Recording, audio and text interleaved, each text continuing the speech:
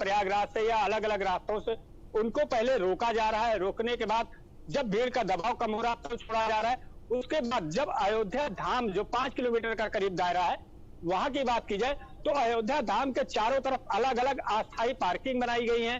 तमाम पार्किंग है, वहां पे पार्किंग में जो श्रद्धालु आ रहे हैं उनकी गाड़ियां पार्क कराई जा रही है। फिर वहां से जो भक्त हैं वो पैदल आ रहे हैं। पैदल आके करीब 5 किलोमीटर का जो दायरा है, चाहे वो सरयू घाट हो या राम मंदिर हो, वो अलग अलग रास्ते से जो भक्त पहुंच रहे हैं वो पैदल पहुंचकर रामलला का दर्शन कर रहे हैं।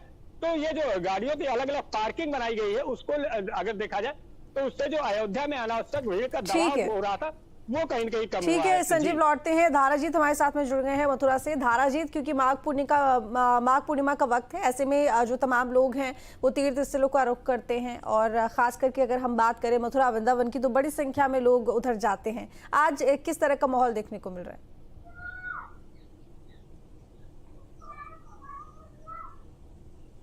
देखिए, बिल्कुल सनातन धर्म में माघ पूर्णिमा का विशेष महत्व है, क्योंकि आज के दिन जो लोग श्राद्ध नहीं कर पाते हैं वो अपने पितरों का श्राद्ध करते हैं, दान पुण्य करते हैं और माना जाता है कि आज के दिन अपने आराध्य की अगर विधि विधान से पूजा की जाती है तो उन्हें विशेष पुण्य की प्राप्ति होती है। तो इसी आशा को मन में लिए हुए बड़ी संख्या में जो श्रद्धालुओं का सैलाब है वो मंदिरों पर दिखाई दे रहा है। वहाँ दर्शन पूजा कर रहा है। वहाँ सुरक्षा के व्यापक इंतजाम किए गए। लगातार ट्रैफिक व्यवस्था चरमराई हुई दिखाई देती है, लेकिन लगातार जो प्रशासन है वो ट्रैफिक व्यवस्था और भीड़ कंट्रोल पर काबू करने का लगातार प्रयास कर रहा है। लगातार समीक्षा बैठक की जाती है कि अगर विशेष पर्व होता है और विशेष पर्व के दिन इस तरह की स्थिति अगर बिगड़ती है तो उन पर किस तरीके से नियंत्रण पाया जाए, किस तरीके से उनका रूट डाइवर्जन किया जाए। तो उन तमाम चीज़ों को पहले से ही कर दिया गया है। अब बाहरी इलाकों में पार्किंग स्थल बनाए गए हों और जो बाहर से श्रद्धालु आ रहे हैं उन्हें उनके जो वाहन है उनको बाहरी इलाकों में ही रोका जा रहा है और वहां से वो ई रिक्शा के जरिए मंदिरों तक पहुंच पा रहे हैं। आज विशेष दिन है, इस वजह से लोगों का जो सैलाब है वो मंदिरों की गलियों के आसपास लगातार दिखाई दे रहा है। एक आस्था मन में, एक भरोसा लिए हुए वो अपने आराध्य की पूजा करते हुए मंदिरों में दिखाई दे रहे हैं। गिरिराज जी की परिक्रमा में बड़ी संख्या में लोगों का आज सैलाब है। तो वहीं सबसे बड़ी बात है कि बसंत उत्सव से ही मथुरा में यानी ब्रज क्षेत्र में होली के उत्सव की धूम हो जाती है। तो कहीं ना कहीं मंदिरों में गुलाल उड़ता हुआ भी दिखाई दे रहा है। आज प्रसिद्ध द्वारकाधीश मंदिर है, वहां पर होली का डाढ़ा गाड़ा गया।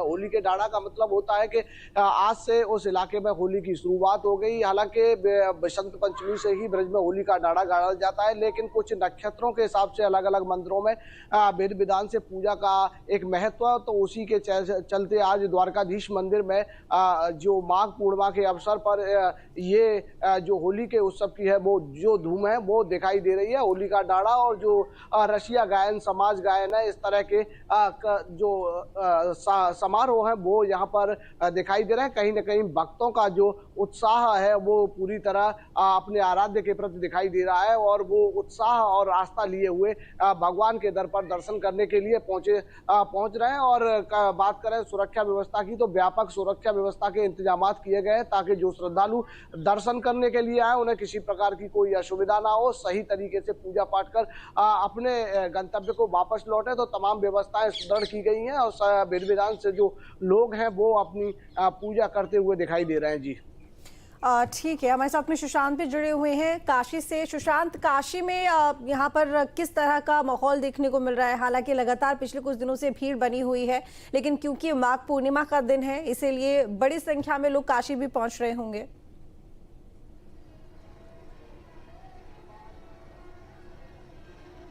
देखिए, माघ पूर्णिमा पर सुबह से हमने आपको गंगा स्नान दिखाया कि वहाँ पर गंगा घाटों पर किस तरह की भीड़ थी, पर आज के दिन संत रविदास जी की जयंती भी है और इस समय हम श्री गोवर्धन में संत रविदास जन्मस्थली पर हैं और यहाँ पर आपको दिखाएंगे कि किस तरीके से कई किलोमीटर लंबी ये कतार लगी हुई है। आप तस्वीरों में देखिए कि किस तरीके से कई किलोमीटर लंबी कतार यहाँ पर लगी हुई है संत रविदास जन्मस्थली में और यहाँ पर लाखों की संख्या में श्रद्धालु जो है वो यहाँ पर लगातार पहुँच रहे हैं। संत रविदास जिन्हें अपने आराध्य, अपने गुरु के तौर पर मानते हैं, उनके दर्शन पूजन के लिए। और देखिए, मंदिर की तरफ हम बढ़ रहे हैं धीरे धीरे और ये कतार लगातार लंबी हुई चली जा रही है।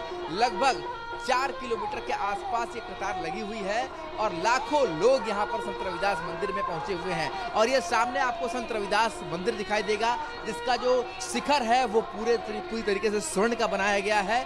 और संत रविदास की जन्मस्थली पर आज 648वीं संत रविदास की प्रकाश उत्सव यहाँ पर मनाया जा रहा है। और इस प्रकाश उत्सव को मनाने के लिए दूर दूर से, सिर्फ देश से नहीं बल्कि विदेशों से भी काफी भक्त, हजारों की संख्या में भक्त यहाँ पर पहुंचे हुए हैं। और एक लंबी कतार लगी हुई है और लोग अपनी बारी का इंतजार कर रहे हैं कि उनकी बारी आए, तब वो संत रविदास मंदिर में जाकर के अपने गुरु के चरणों में अपने जो पुष्प है वो अर्पित करें। और 648वां ये जो प्रकाशोत्सव है ये मनाया जा रहा है। कुछ लोगों से बात करते हैं। कहाँ से आए आप लोग? जी सहारनपुर से। कब से कतार में लगे हुए हैं? जी 4 साल हो गए जी। कहाँ से आए आप? सहारनपुर से। कब से कतार में लगे हुए हैं यहाँ पर? सुबह 8 बजे से। सुबह 8 बजे से। देखिए सुबह 8 बजे से ये कतार में लगे हुए हैं, अभी तक ये मंदिर पहुंचे नहीं है। और देखिए मेरे पीछे ये कतार जो है वो लगातार लंबी होती जा रही है। और ये वो संत रविदास की जन्मस्थली है जहां पर उन्होंने ये नारा दिया था कि मन चंगा तो कटौती में गंगा, यानी कि अगर मन पे उन्होंने एक बात की थी कि अगर आपका मन साफ है तो आप गंगा के बराबर हैं, पवित्र हैं। और आज देखिए किस तरीके से श्रद्धालुओं का जो हुजूम है वो संत रविदास की जन्मस्थली पर यहाँ पर लगातार लोग पहुँच रहे हैं। और साथ ही संत रविदास के जन्मस्थली पर जो दर्शन पूजन करने की जो एक लंबी कतार है वो यहाँ पर लगी हुई है। कहाँ से आ रहे हैं आप? हम भैया यूपी से आ रहे हैं सर। कितने देर से लाइन में खड़े हैं? 2.5 घंटे से। 2.5 घंटे से खड़े हैं। देखिए 2.5 घंटे से ये शख्स खड़े हैं, अभी तक इनकी बारी आई नहीं है। आप कहाँ से आए हैं? मैं भी बाराबंकी से आया हूँ जी। तो कितनी भीड़ दिखाई दे रही है आज यहाँ पर? अरे लाखों की संख्या में भीड़ है, लोग आते हैं और जा भी रहे हैं।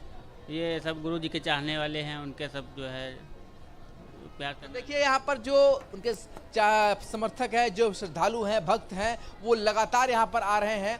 और ये सिलसिला आज दिन भर इसी तरीके से जारी रहने वाला है। शाम को यहाँ से जगह जगह से जुलूस निकाली जाती है जहाँ पर संत रविदास की उपदेशों की वाणी को आम जनमानस तक पहुँचाया जाता है। तो आज दिन भर ये पूरा इलाका लाखों लोगों से गुलजार रहने वाला है। और लगातार यहाँ पर जो भक्त हैं वो संत रविदास के दर्शन के लिए मंदिर का रुख कर रहे हैं।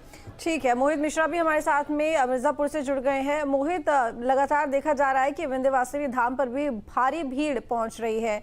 और अगर आज के दिन की बात की जाए तो क्या तस्वीर देखने को मिल रही है और किस तरह के इंतजाम किए गए हैं?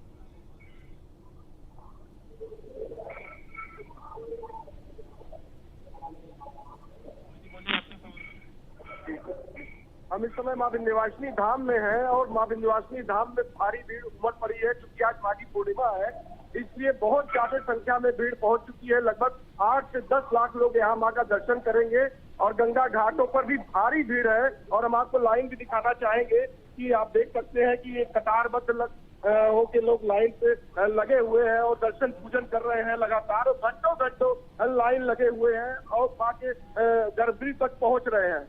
पार्किंगों में गाड़ियां खड़ी करके लोग 2 किलोमीटर से पैदल आ रहे हैं माँ विंध्यवासिनी धाम में और माँ का आशीर्वाद ले रहे हैं। जी ठीक है, अब आपका रुख करूंगी मैं। संजीव, अगर बात की जाए अयोध्या में ट्रैफिक व्यवस्था को लेकर, तो आपने बताया यहाँ पर कि किस तरीके से लगातार इंतजाम किए जा रहे हैं। लगता है संजीव से हमारा संपर्क टूट गया है। धाराजीत, मैं आपके पास आऊंगी क्योंकि देखिए वृंदावन की बात की जाए तो वृंदावन की जो गलियां हैं वो थोड़ी संकरी हैं और आए दिन देखा जाता है कि भीड़ बहुत ज़्यादा हो जाती है और कभी कभी इतनी संख्या में लोग पहुंच जाते हैं कि जाम की स्थिति सड़कों पर बन जाती है। आज कैसे मैनेज किया जा रहा है?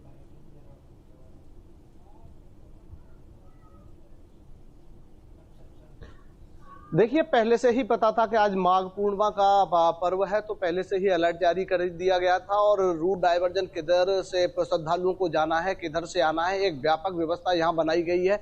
क्योंकि लगातार देख रहे हैं कुंभ के बाद लोग ब्रज में पहुंच रहे हैं क्योंकि होली के उत्सव की धूम हो चुकी है और लगातार जो 40 दिन का होली का उत्सव है वो यहाँ देखने को मिल रहा है। इस वजह से जो श्रद्धालु हैं भारी संख्या में बांके बिहारी के दर, गिरिराज जी और बलदेव दाऊ जी मंदिर और गोकुल में दिखाई दे रहे हैं।